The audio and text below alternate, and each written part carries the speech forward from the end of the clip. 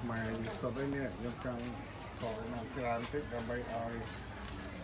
បរិទេសគេបានស្គាល់បានយល់ដឹងពីម្ហូបទាំងអស់នេះជាពិសេសអានេះញ៉ាំកំឡុងអង់គ្លេសហៅថា sweet potato sweet yams ហើយហៅ taro នេះត្រាវណាចាត្រាវខាងនេះកំឡុងឈើcassava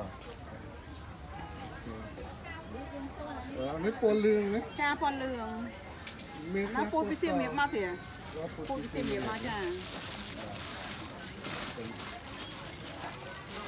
លងឈើតែពណ៌លឿងផ្អែមឆ្ងាញ់ហ្មងចានេះអ្នកលក់បាត់តបលក់នៅតាពេញចាង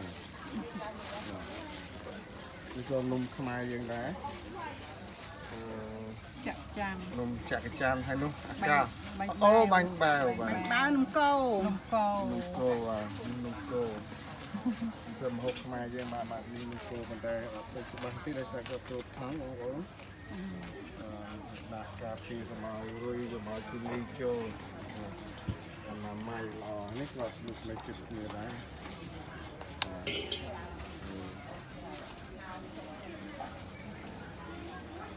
សំខាន់គឺបត់ទៅมันជំនួនมันស្គាល់